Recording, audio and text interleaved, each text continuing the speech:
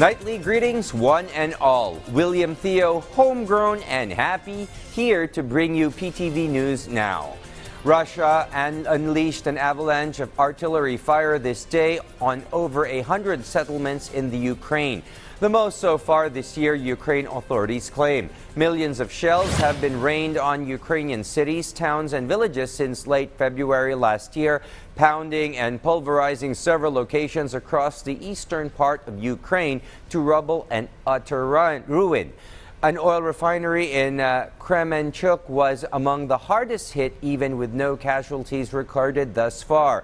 And though no casualties have been reported yet, it took over 100 firemen to quell and quench the blazes yesterday, Klemenko stressed. Attacks on Ukraine's energy infrastructure in the fall are almost a given after what Moscow did last year. The overnight shelling in northeast Kharkiv and southern Kherson yielded 2 fatalities, local officials said. Meanwhile, the Taliban rulers in Kabul have pleaded to Pakistan's government for more time for illegal Afghan aliens in Pakistan to flee and return home after last month's ultimatum. In a statement last Tuesday afternoon, the Taliban begged the Pakistani government to not forcibly remove illegal Afghan aliens living in Pakistan, but to give them more time to prep for the long, arduous trek back to their homeland. The statement also claims how Afghans have lived peacefully and abided by the laws of the countries they settled in and should not be punished or held into account for tensions between Islamabad and Kabul. Returning Afghans have fled and camped out in 2 interim sites in Torkham, where a high-level government team from Kabul came over to check on a rather urgent situation of tens of thousands stranded and needing help to transport them across the border into Afghanistan.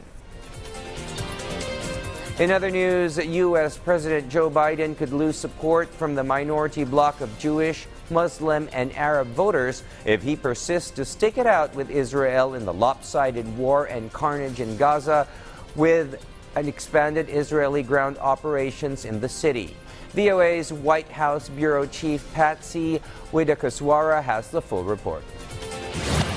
As Israeli airstrikes continue in Gaza, including this one on the Al-Shati refugee camp, an open letter to President Joe Biden from advocacy group the National Muslim Democratic Council, demanding that he broker a ceasefire by 5 p.m. Tuesday or face the consequence of millions of American Muslims withholding their support for his re-election next year.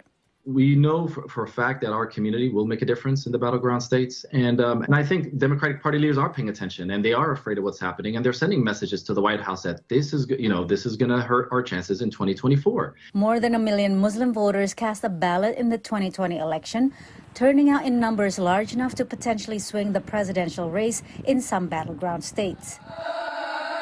Muslim and Arab Americans traditionally vote for Democratic candidates, but a shift may be coming.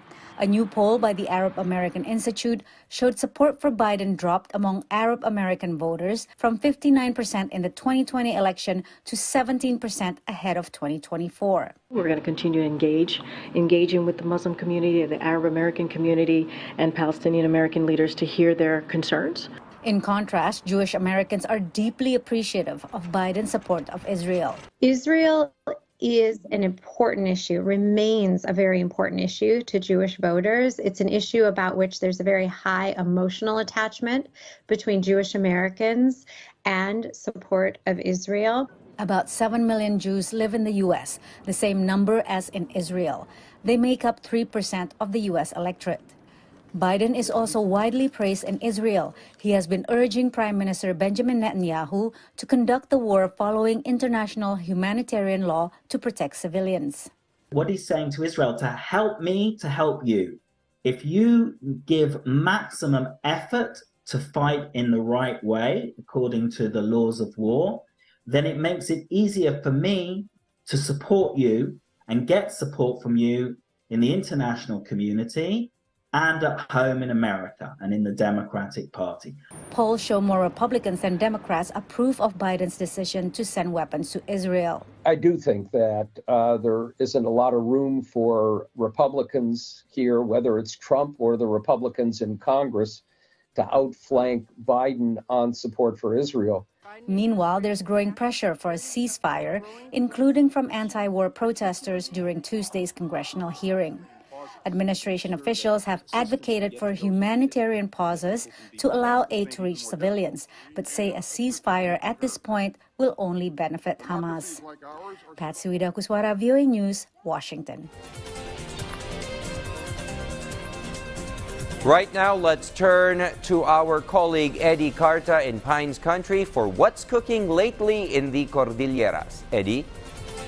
Naimbagarabi, Pilipinas, natalda ken nanayas ti obserbasyon ti All Saints Day kada iti sementeryo iti Baguio City ken Benguet.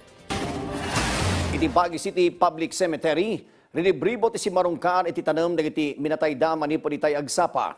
Nasorog ka 20,000 dagiti naitabon iti 9 hektarya Baguio City Public Cemetery. Kasot-kasot matlang nga umili tinagturong iti Buyagan Cemetery, Veterans Memorial Park ken Pyramid Memorial Park ijay Latinidad Benguet. Itay agsapa, nag-inspeksyon mat ni Procor Regional Director Police Brigadier General David Peredo kada iti Campo Santo. Sinarungkar na matlang kenangindaton iti kararag kada iti kailian na SAF Fallen 44 ana itabon iti Latinidad Benguet. Awan mat dagiti dakes nga insidente analista ti pulisya balaksid lang kada iti sumagmamuno panaglabsing dagiti daduma ng gandat ang mga isarrak iti arak ken deadly weapons iti uneg ti Campo Santo. Manamnama nga adupay dagiti kumamakam ngagturong iti sementeryo inton bigat kabayatan ti All Souls Day. Iti naduma pa damag ipatpatong palpay lang dagiti umili ti Sagada Mountain Province ti naidumduma a burial ritual. God dati masakit pinumatay dagiti mismo nga umili ti agaramin iti lungon. Imbes nga may kali ti daga, maidulin dagiti minatay iti uneg iti gukaya bawin no maibitin dahi tirangkis as dagkara iti pimusay matlang akapuunan da. Ipatpatongpal da ito'y dagiti isagada tinasorok 2,000 atawan. Patyan dagiti umili ano maibitin iti nangat-ngato arangkis dagiti minatay da. Dakdakkel iti tsansa anangato man iti madaanon ti espiritu da iti sabali a biag.